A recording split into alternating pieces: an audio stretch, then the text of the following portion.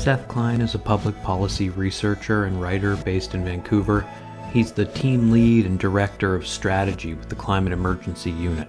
Before that, he worked for 22 years as the founding director of the BC office of the Canadian Centre for Policy Alternatives. He's now a freelance policy consultant and writer, and the author of A Good War, Mobilizing Canada for the Climate Emergency, which is the basis of a lot of the questions that I ask in this interview. He talks about how the focus of the book was not always the sorts of lessons we can take from the Second World War.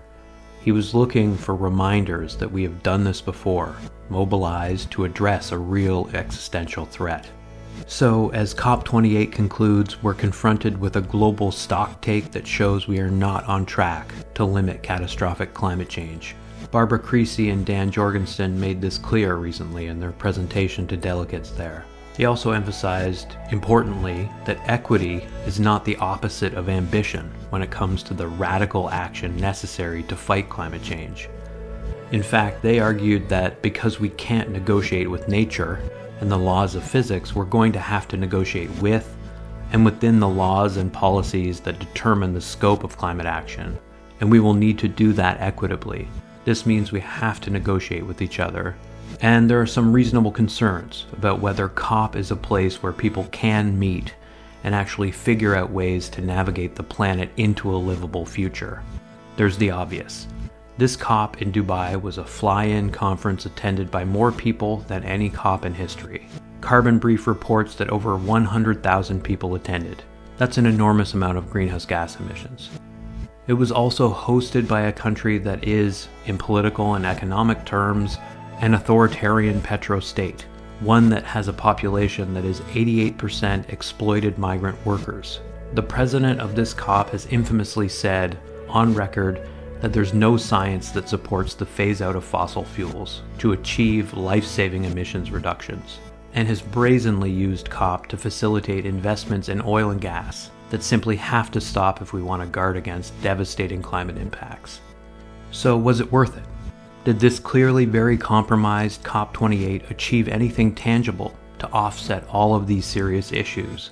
It's clear that it did achieve some necessary things. Canada committed to holding extractive companies accountable for their dangerous methane emissions. It established a long overdue emissions cap in Canada. It also invited 35 oil and gas lobbyists as part of the Canadian delegation. But this was the rule, not the exception, at COP28. The summit was attended by a record 25,000 fossil fuel lobbyists. That's 1/4 of the attendees.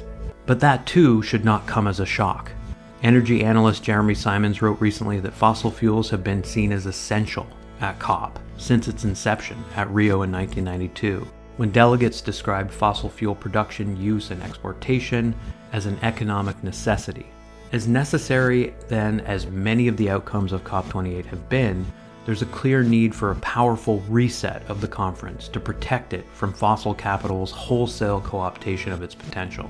One of the biggest risks is that this army of oil and gas lobbyists will succeed in extending their careers and the lifespan of toxic fuels by adjusting the language of any deals, any regulations that are established. There's been a Herculean struggle over the word unabated at this COP.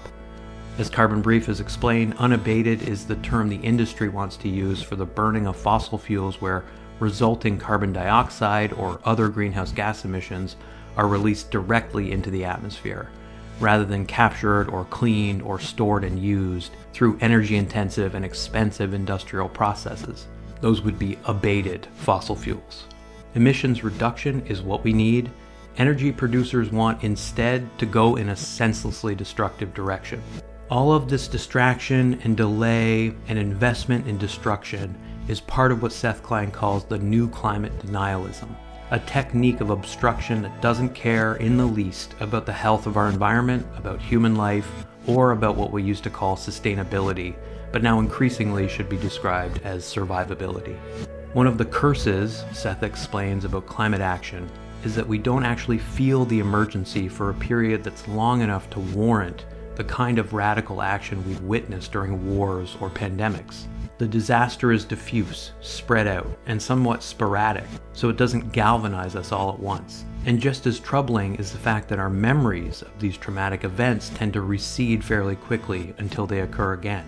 This speaks to the fact that, as Klein puts it, phase out of fossil fuels and the post-carbon revolution is not largely a technical problem. It's a problem of a lack of political will. In this context, he says that we simply don't know the answer to the question of whether we have the people who can collectively rise to the challenge, hold extractive regimes accountable, and lead us out of the path to disaster. My hope is that we do, and that includes you. The opening of A Good War talks about your experience of wildfires and the warlike response to wildfires in British Columbia.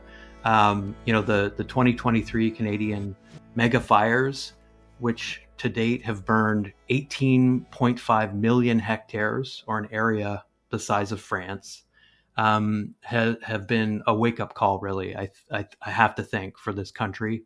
I guess I wanted to ask whether it's misleading to call this the new normal, as it's been called, and whether you think the fires will have a lasting impact on Canada's politics and public discourse when it comes to climate change. Well, first of all, thanks for having me. And secondly, that expression, the new normal, drives me crazy, Scott. But you're right. It's frequently invoked and comes up a lot in the media. And I think we have to push back on it. This will not be the new normal. It's just a taste of what's to come if we don't get serious about confronting this threat. As bad as these summers have been, in a 1.1, 1.2 warmed world, it will be that much worse at 1.3 and 1.5, and if we don't really tackle it. But your question is an interesting one about whether or not a summer like we've had with these fires somehow shifts the terrain. I sure hope it will.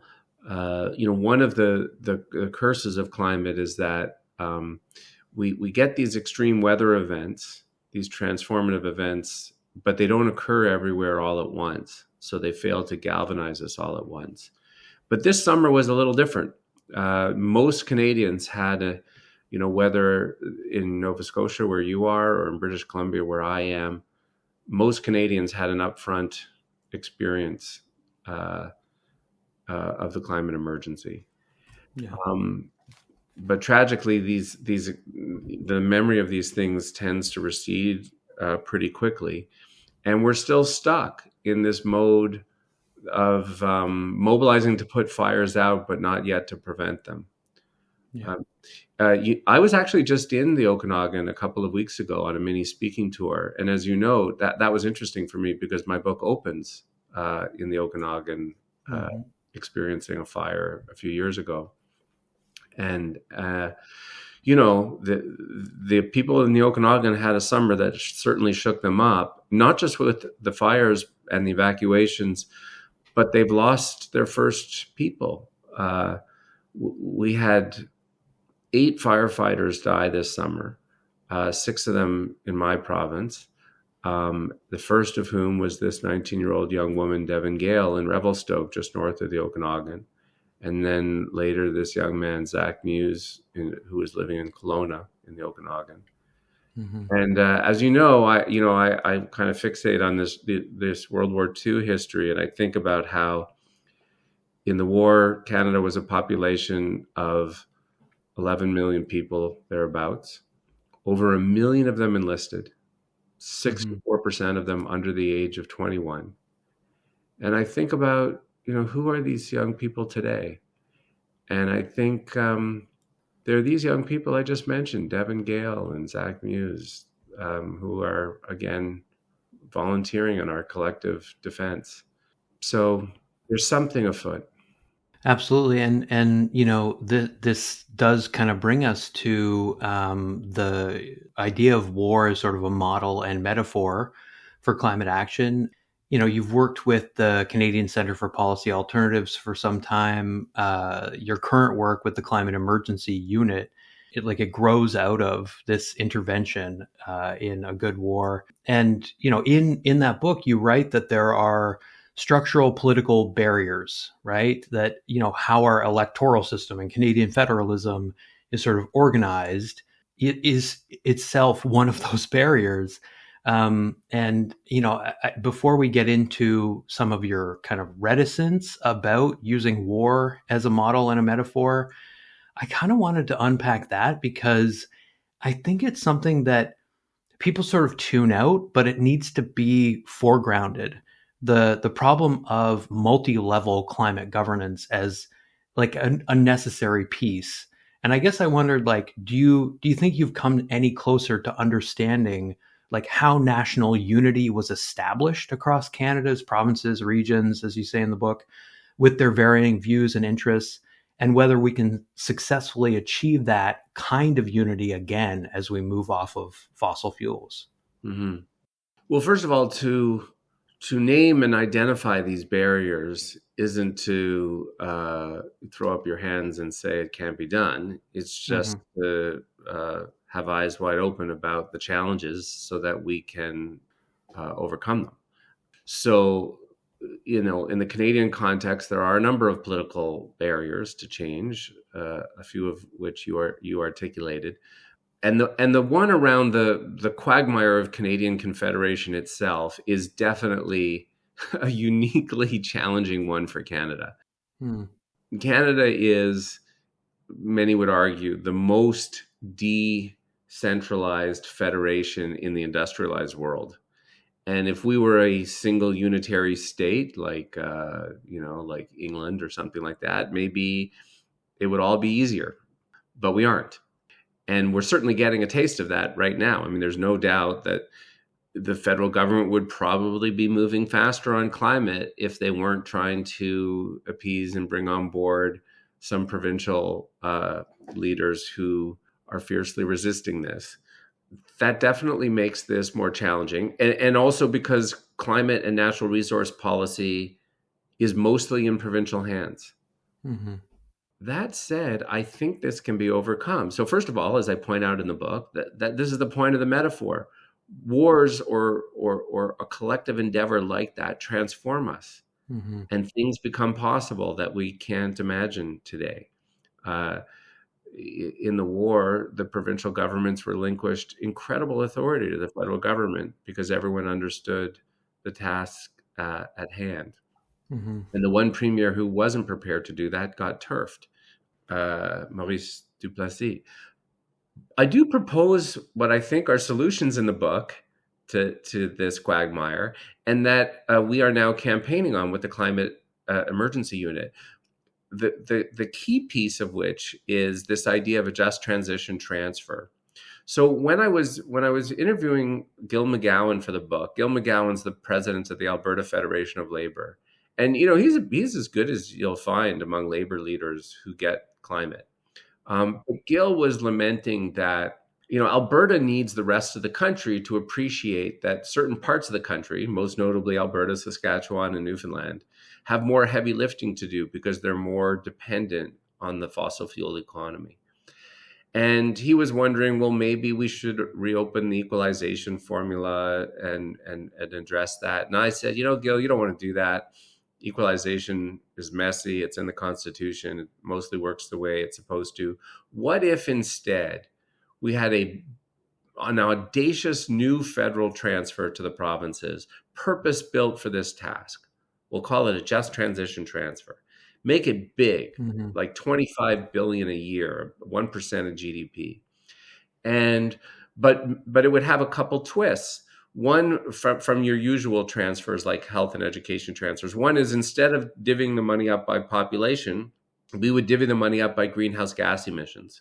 So Alberta, to give you one example, is the source of 38% of Canada's greenhouse gas emissions. That's like 4 times their share of the population. We freeze that in time and we say, Alberta, you're going to get 38% of the money. So imagine how silly Danielle Smith would be saying no to such an offer. But the second twist is that we wouldn't actually transfer the money to the provincial governments because there's too many of them that aren't to be trusted on this, especially hers. Instead, we would have new just transition agencies in every province, jointly governed by the feds, the provinces, if they ante in, municipal governments, vitally indigenous governments, to receive and deploy the funding to local climate infrastructure projects and job training and supports, so that we would know and have comfort that the money was being used for that purpose.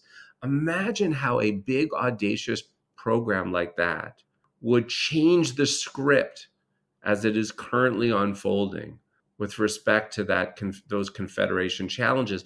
A program like that would speak to this conundrum, which is that most of the climate infrastructure we need, whether it's renewable energy or public transit or zero emission affordable housing, is that the asset of that infrastructure is owned by a provincial, municipal, or indigenous government.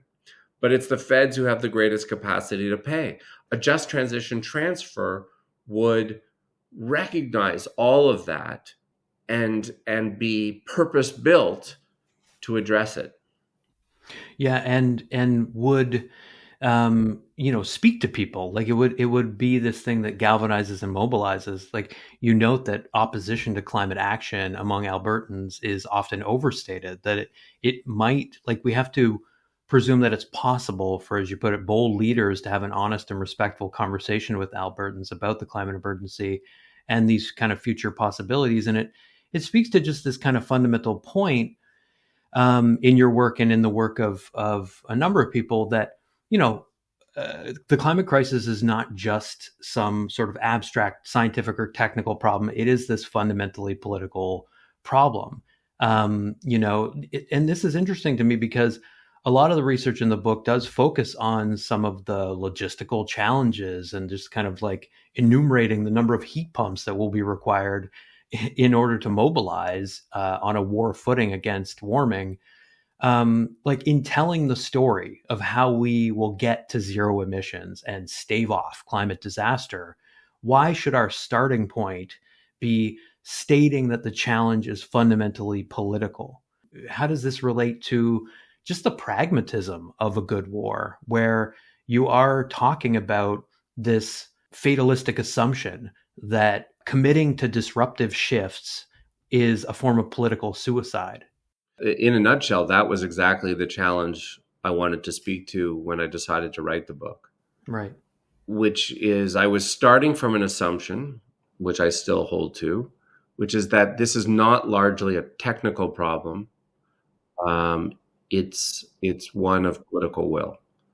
And I was trying to write a book that would encourage those political leaders who say they get the crisis to be more ambitious and courageous than they have hitherto been willing to be. I wasn't initially intending to write a whole book about World War II. That was only going to be one chapter. But the more I dug into that history, the more it was exploding my own imagination and forcing me to look at this through fresh eyes. I had been on the climate file for years, but it was making me look at that material through a new lens. Like, oh, this is what emergency looks and sounds and feels like. And so I decided to structure the whole book around those lessons and to excavate that story as a reminder and to make a little mischief with some of these people, because the very people who have been reticent to be courageous in this way, it will shock you, Scott, because I meet with a lot of leaders now, how many of them are World War II buffs. And, Sure. there are people in that story who are important to their sense of purpose and legacy. And so when I'm engaging leaders, whether political leaders or leaders of any large institution, I'm pulling their story, their World War II story, and reminding them of these people they so admire, and then offering an invitation to say, look, here we are again, and who do you want to be? Yeah. To your earlier point, I do think there's a lot of political leaders. There are many political leaders who operate under the assumption that if they tell the truth about the severity of this crisis and what's required, let alone do it, they'll be politically punished. I don't believe that's true. Mm. I actually believe that enough people will reciprocate when their leaders honor them with the truth. And I did conduct some polling for the book as part of the book's research that I think reaffirmed that. You never know for sure in politics, but I think there is enough evidence that the public is prepared to reward those who are forthright with them about what's going to be required, even in a place like Alberta. The heartbreak of something like the recent Alberta election is that there weren't political leaders telling that truth. And so for that share of the public that was ready to reciprocate, it had nowhere to go to give political expression to that, because neither the NDP nor the UCP were speaking about climate, even in the context of declaring a provincial state of emergency because of the fires underway during the election. Yeah, this is the thing. You offer sort of some best practices. You ask pointed questions like, where's our AOC? Like, why, aren't faith leaders in Canada more vocal about the fight for climate action? There are such people, but not enough of them. Mm-hmm. But I'm also offering this reminder, and this comes out of my study of both the war and our experience in COVID and climate. Mm-hmm. All emergencies start with a period of denial. Mm. All emergencies. And if you had said to Canadians in 1938, the year before the war, this gang in Mackenzie King's cabinet, do they have what it takes to completely transform Canadian society and the economy, as was about to happen? I'm fairly certain most Canadians would have said, no, not this gang. And they had no reason to believe otherwise, because the same gang had done mostly nothing for 10 years of the Depression. Mm-hmm. And similarly, if you had asked me a few months before or a few weeks before the pandemic uh, uh, hit us, are there people at the Bank of Canada and Finance Canada capable of pivoting in the space of a few weeks and creating these audacious new programs like the CERB and the wage subsidy? I cynically would have said to you, Scott, no, there's no one home there who thinks that way. And it turns out I would have been wrong. Mm. So you never know. Yeah. And this is the awkward moment in which we reside. Do we have to replace the people that we have with the people ready to be the leaders we need them to be? Or will some of the people we have surprise us and be the people we need them to be? And we don't know the answer to that question yet, but we're on the cusp of finding out. This is part of the point, right? Like that, whether we know it or like it or not, we are on the cusp of finding out. And I think this is a useful place maybe for us to think about your juxtaposition of the sort of established playbook for climate denial, blocking climate action. You sort of juxtapose that with this idea of a new climate denialism, or I think William Carroll calls it a new regime of obstruction that is, maybe being pioneered in some sense today by the Pathways Alliance, this consortium of energy interests. There's something there, I think, around just trying to explore a concept of new climate denialism, really in terms of delay. It's really in some sense a strategy of delay, where you're maybe recognizing the cause, but you're accepting defeat on some level. You're normalizing defeatism and refusing to give that radical hope any air or airtime or credence. I think you're absolutely right. We're seeing a shift from out and out denial to this strategy of delay and defeatism, where the sort of spokespeople for the fossil fuel companies have shifted from saying it's not real, we don't need to do anything, to it's too late. Right. What do I mean by the new climate denialism? So old school climate denialism, which is still out there, just rejects the reality of human-induced climate change and the science. A lot of people obsess over that, and they worry so much about all of the disinformation about and the rejection of science on the internet and so on. It is problematic. Let me be clear. It is doing damage. but what the polling tells us is that it does remain a very small share of the population. Like, 8% of the public doesn't believe in climate change. I think the far more insidious uh, and pervasive thing that we're up against is what I call the new climate denialism, which is those leaders in government and industry who say they get the science, accept the science, but then continue to pursue an agenda that doesn't align with what the science says we have to do, and is manifested by delay and by doublespeak, like a failure to tell the truth, and this is very much true of the federal government, my provincial government, and the Pathways Alliance you alluded to, which is they are trying to say we can both be climate leaders while still doubling down on the extraction of fossil fuels, and you can't. Mm-hmm. Now, I don't know what kind of ubiquitous advertising you're subjected to in Nova Scotia from the Pathways Alliance. I know we get our share here on the West Coast. And this whole line from them, which is, we're committed to net zero by 2050. So first of all, let's unpack what they even mean by that. Mm-hmm. What they mean is their production emissions will somehow be net zero in greenhouse gas terms. So Mm-hmm. that alone is highly dubious that they would be able to capture so much methane and engage in so much carbon capture and storage, the technology of which remains highly questionable, that their production emissions would be zero. But let's for a moment give them the benefit of the doubt and say they can do that. The problem is that 80 to 85% of the emissions aren't production emissions. They're what we call scope 3 emissions. It's what happens when their product successfully gets to market and is burned. Right.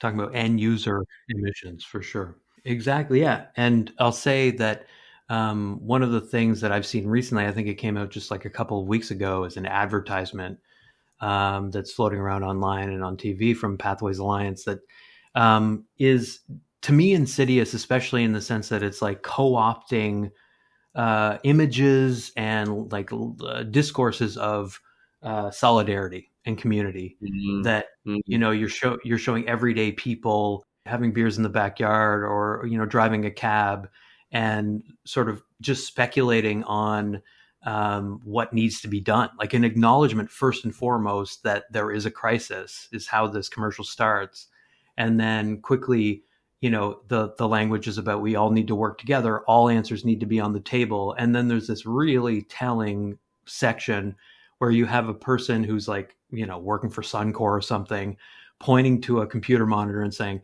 carbon capture and storage, like they've just come up with it. Yeah.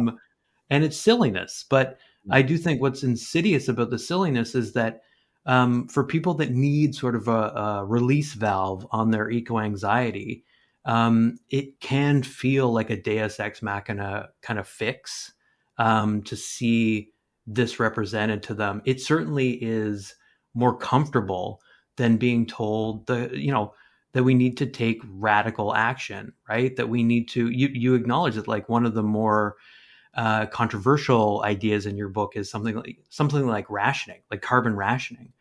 But like that would be a realistic solution, certainly more realistic than these kinds of untested technologies, right? Right. So those ads are they're hitting all the right notes on the Right. values connection. And here's the problem: advertising works. Like, what we Exactly. know from the polling is that these ubiquitous ads are succeeding. That Canadians largely accept the idea that we both need to take climate action, and that these companies have a plan. Yeah. Um, uh, which is why when we think about solutions, one solution that we campaign on under the leadership of the Canadian Association of Physicians for the Environment is ban the ads. Yeah. Like, if it's a climate emergency, why are these companies allowed to advertise? Especially when we know it works. I also think, but back to the earlier conversation about leaders, Mm-hmm. we need our leaders to name and take on these companies.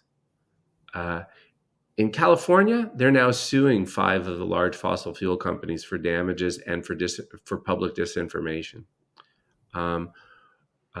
We're starting to hear the governor of California, the governor of Washington State, naming the fossil fuel companies as the source of all of this.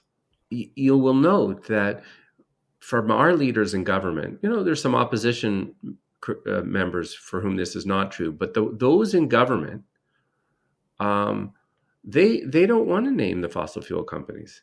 They still want to play nice, and you say they're scared of them, like you they say may be very scared of bluntly. them. Yeah. They feel economically dependent on them. I don't know what the impulse is. Maybe it's just an impulse, a political impulse, where you want everyone to like what you're doing. You want everyone to like you. And so we're stuck in this odd place where we get these federal and provincial climate plans where the government actually, how they would measure success. Are there representatives of the fossil fuel companies on the stage with them saying that they can get behind these plans? Whereas I would say that right there is your clearest indication that you do not have a climate emergency plan. Mm-hmm. Now, you mentioned earlier, by the way, do we have our AOCs? I'm going to tell you something I'm very biased in telling you. I'm married to a politician, a Vancouver City Councillor, Christine Boyle, who moved the first climate emergency motion in English Canada 5 years ago. And when that, her motion gave the staff 90 days, that's emergency, to come up with a new city plan that would align with the IPCC targets. And when the plan was finished and she kept pressing staff to be more ambitious, the city had this odd protocol that they would brief Fortis BC, that's our big gas utility company. And some VP Mucky Muck called the city manager with his hair on fire when he learned of the plan. And that night, when we were going to bed, Christine turned to me and said, okay, now I know we have a plan. Like, if you're a champion, if you are a climate champion, you are not seeking the approval of the fossil fuel companies. You are judging your success on your ability to cause them great anxiety. Sure. I think that's, a great bar. Climate action means regulation that's going to cause people to be upset that have vested interests in deregulation. Like, that makes perfect sense to me. And, mainstreaming it can occur if we have the right things in place. I think, like, one of the things you note is that, the media has been pretty irresponsible in terms of, showing a level of, like, moral clarity around this issue. Like, CBC's coverage, I think you rightly say, is pretty weak. And then there's also the issue of, like, Bill C-18, the Online News Act, causing, organizations like the Narwhal, the Tyee, Rappel, and others to be less visible to Canadians. So we should sort of resolve to continue building this oppositional kind of discourse in order to basically support the kinds of leaders that do have a vision for real climate action. Well, let's just say this about the public information need. So first of all, we have a campaign with the Climate Emergency Unit that's also directed to the CBC itself as our public broadcaster to up its own game when it comes to climate reporting. The CBC has created certain standalone shows on climate, like What on Earth. That's good, but it's not a solution. Like, it can't be that interested people have to seek out this information. It needs to be embedded in our flagship programs, the national, the World at 6, our morning radio shows. And on those shows, we actually did a study with SFU tracking those shows over a 2-week period to see what their climate reporting is like. And there's not nearly enough of it. Most of it is basically reporting on extreme weather events. The CBC has gotten a little better at connecting extreme weather events to climate change, but not connecting the next dot, which is to say, what's causing climate change? The combusting of fossil fuels. That almost never happens. Um, so we desperately need our and yet there is a real problem with climate illiteracy in Canada. Like only about half the public correctly understands that the main source of global warming is the burning of fossil fuels. Hmm. So we need our public broadcaster to rise to this and do its job, informing the public about all of this. And my contention is that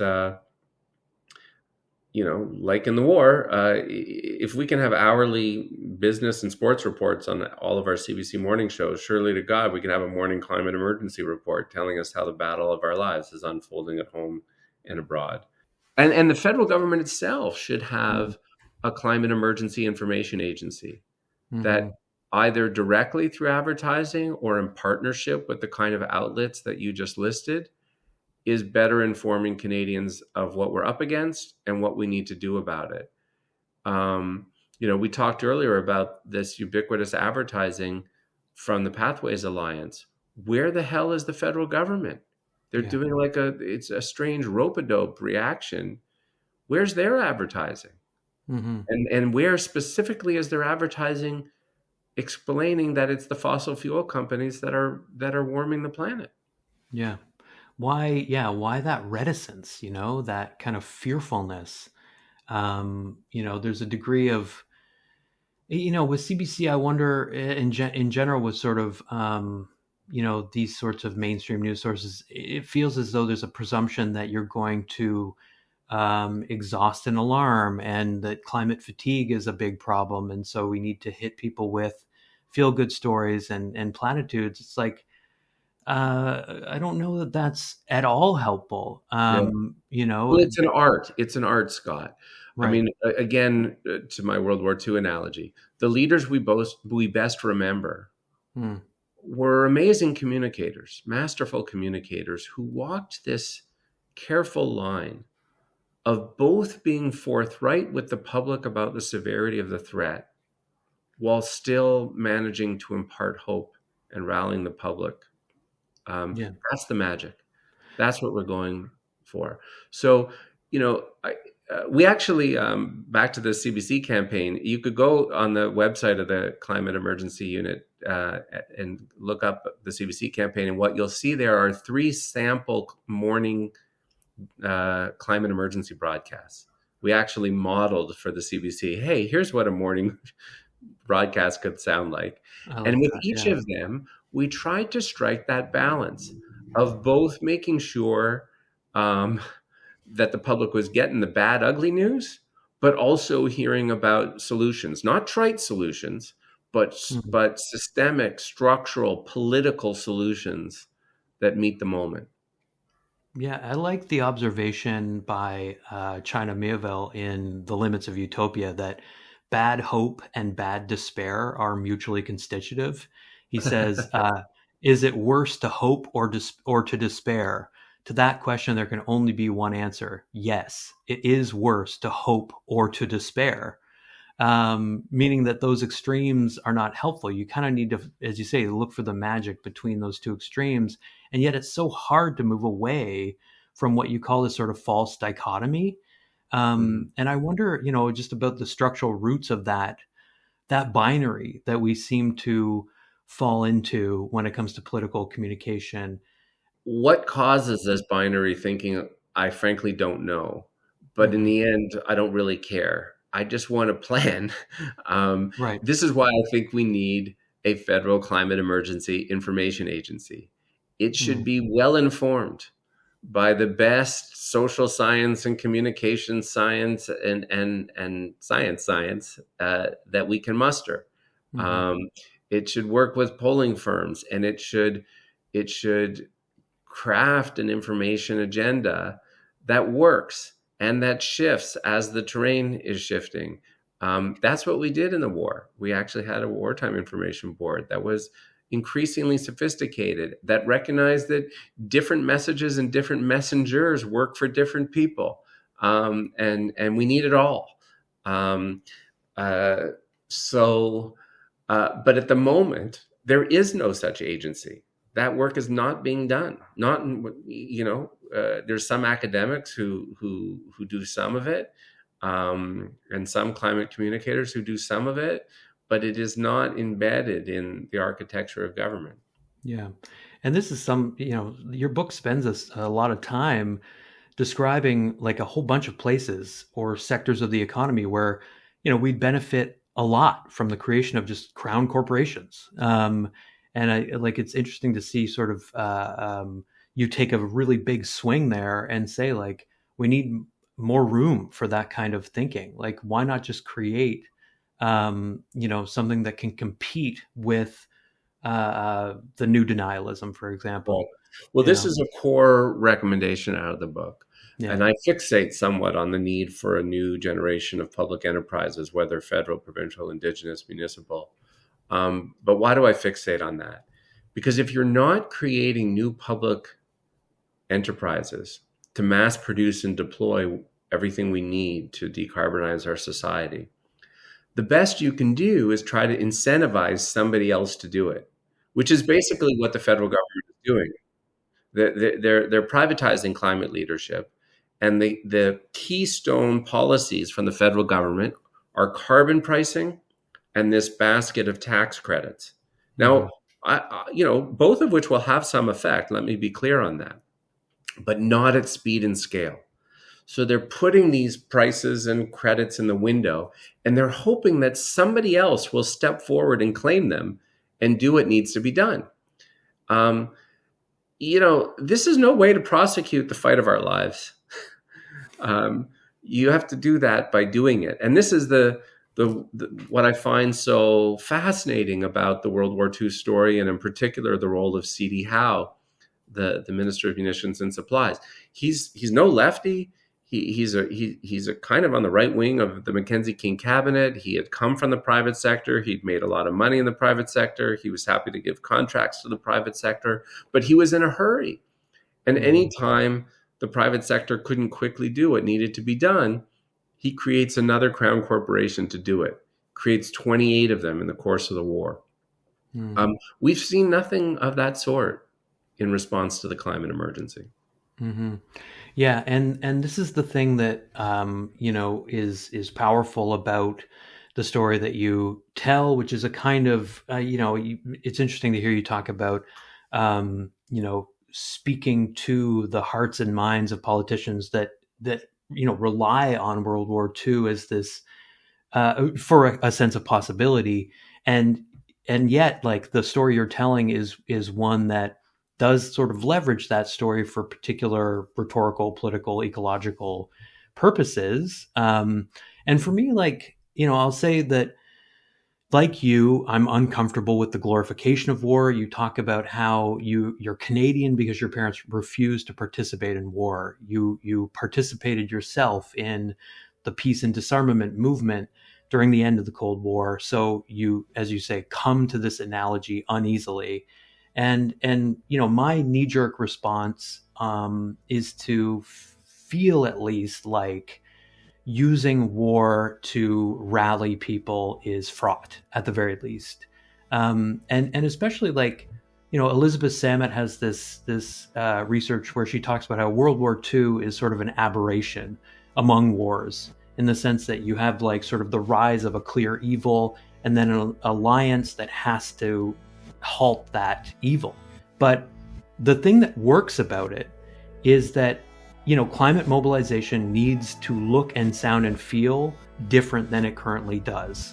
And so I think the war metaphor does work as long as it doesn't lead to this sort of seductive sense of lost greatness. But do you still feel ambivalent about the use of that metaphor? Do you when you engage people on these terms, speak to that ambivalence, or do you have to be sort of more rhetorical about deploying that story of a certain kind of collective strength?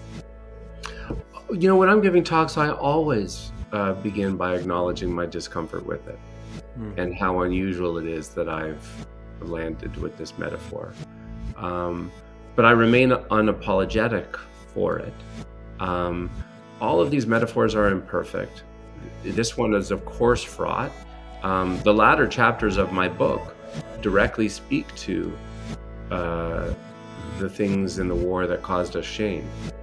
The poisoning of indigenous territories, the response to refugees, the squashing of civil rights, the internments, so that as we rally in the face of this emergency, we can resolve to be better and not do the things that, again, cause us shame. But none of which changes the reality that we need a new mindset, because as you just said, what we have been doing is not working. We're running out the clock with incremental changes that are not producing the reduction in greenhouse gas emissions at nearly the pitch and pace that's required. And it is, like war, a civilizational threat. And I do remain of the view that the point is, like World War II, which was, as you say, exceptional among wars, this is going to require a collective, transformative, grand project. And that's all I'm trying to tap. And I'm trying to excavate from this story this reminder of what we're capable of and the speed and scale of what we're capable of when we set about that kind of undertaking. And I should say, I am enjoying the mischief I can make by being able to reach audiences that I would never have been able to reach if it were not for the fact that I'm using this metaphor. Yeah, I think that aspect of it comes through. That there's something about it that's a little bit sort of sly and intentionally narrative driven and meant to sort of like Trojan horse a set of politics that to this point has been seen and even dismissed as like too radical, too fundamentally about like reshaping society to be considered legitimate.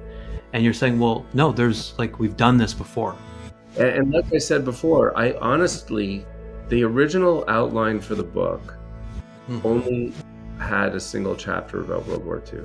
And it was going to be fairly narrowly focused, and it was going to address this fact that in many of us harbor in the back of our minds this doubt, like, can we really transform the economy in the narrow window of time we have available to us? And I thought, I'm going to dig into World War II story because we kind of did. And then I started to dig in, and it started to blow my mind. It was like, oh, this is how they rallied the public. Oh, this is how they navigated Confederation. Oh, this was the role of young people. This was the role of Indigenous people. This was the role of labor. This is how they paid for it. And a couple months in, I was like, oh my goodness, I think the whole book is about World War II. It's a really like valuable mapping of the future that looks at the past. I just appreciate all the work that went into providing the world with that map, and also just your time today talking to me about it. Thanks very much, Scott.